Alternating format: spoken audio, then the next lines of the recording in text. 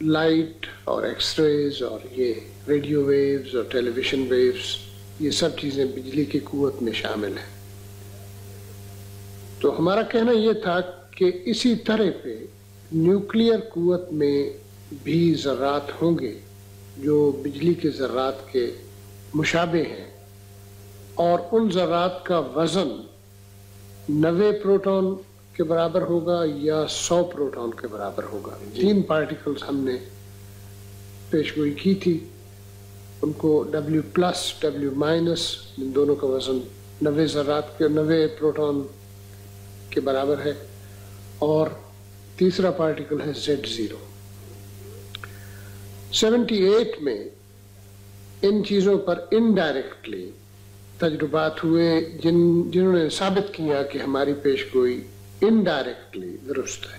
عبدالسلام اور وائنبرگ کے دریافت کردہ اصول انقلابی نوعیت کے تھے، اور اس کام کی بنیاد پر ان کو نوبل پرائز دیا گیا. آج ان کی تحقیق فزکس کے نصاب کا حصہ بن چکی ہے. سائنس کو سائنسدان کے رنگ، نسل یا قومیت سے کوئی سروکار نہیں. کسی سائنسی تھیوری کی سچائی صرف تجربات کے کسوٹی پر رگڑنے سے ہی پتہ چل سکتی ہے، اور اگر یہ معلوم ہو کہ یہ میل نہیں کھاتی، اس سے متضاد ہے، تو تھیوری کو بہت بے رحمی کے ساتھ مسترد کیا جاتا ہے. سن 1979 میں پروفیسر سلام اسی اسٹوڈیو میں تشریف لائے تھے. ان سے ایک یہ سوال بھی کیا گیا، کسی تجربے سے یہ بات ثابت ہوئی کہ آپ کی تھیوری نامکمل ہے یا غلط ہے، جی، تو ذاتی طور پہ آپ کیا محسوس کریں گے؟ اب یہ دونوں چیزیں مختلف ہیں. نامکمل ایک بات ہے جس میں کوئی شبہ نہیں ہے کہ نامکمل ہے. یہ تھیوری اس وقت نامکمل شکل میں ہے اور اس کو ہم بھی مانتے ہیں. آپ نے غلط کا لفظ استعمال فرمایا. غلط کے بارے میں یہ عرض ہے کہ مجھے اس سے بڑا تعجب بھی ہوگا، اور وہ آئنسٹائن سے دریافت کیا گیا تھا کہ آپ کی تھیوری اگر غلط ثابت ہوئی تو پھر کیسے ہوگا. تو انہوں نے کہا کہ اس سے میں یہ سمجھوں گا کہ خدا تعالیٰ نے ایک نہایت اہم موقع کو ہاتھ سے جانے دی. اہم موقع کی مراد اس کی یہ تھی کہ اس تھیوری کا صحیح ثابت ہونا. انہیں اتنا یقین تھا کہ یہ صحیح ثابت ہوگی، اور صحیح ثابت ہو رہی ہے.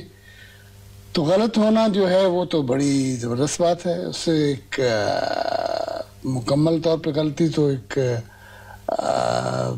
بہت زیادہ ضروری بات سمجھی جائے گی سائنس کی دنیا میں. لیکن نامکمل ہونا یہ درست ہے. نامکمل تو آج ہم مانتے ہیں کہ یہ تھیوری نامکمل ہے، اور اس کی شکل مثلاً رائٹ ہینڈ کرنٹس کے دریافت جو ہوگی وہ اس کے نامکمل ہونے پہ دلیل ہے، اور اس کو ہم بھی ایکسپیکٹ کر رہے ہیں کہ وہ ہونی چاہیے. لیکن کس انرجی پہ ہوگی؟ یہ انرجی 1000 گنا آج کی انرجی سے زیادہ ہوگی. ہمارا خیال یہ ہے اگر اس سے پہلے بھی ہو گئی پھر بھی نامکمل حالت کو مکمل لے جانے کے لیے یہ بہت ضروری ہوگا کہ یہ چیز مکمل حالت میں پہنچے.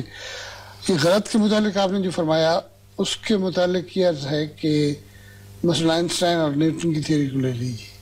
نیوٹن کی تھیوری کو آپ غلط نہیں کہہ سکتے، وہ آئنسٹائن کی تھیوری کا حصہ بن گئی ہے. نامکمل حالت میں تھی، اس کا ایک حصہ بن گئی ہے.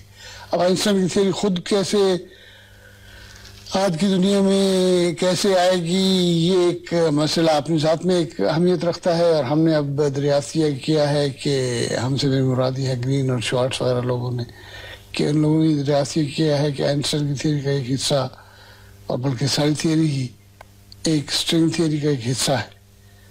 سو اس لحاظ سے اس تھیوری کا دوسری تھیوری کے بڑی تھیوری کے حصہ بن جانا اس کی غلطی پہ نہیں دلالت کرتا.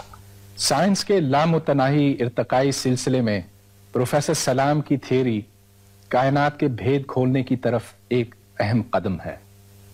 آج بطور پاکستانی ہم بجا طور پر فخر کر سکتے ہیں کہ سائنس کی تاریخ میں ان کا نام درج ہے، اور افسوس کہ یہ نام اکیلا ہے. سوچنے کی بات تو یہ ہے کہ جس دھرتی نے اس عظیم سائنسدان کو جنم دیا، اس کی زرخیز مٹی اگر ذرا سی نم ہوتی تو کیا ہوتا.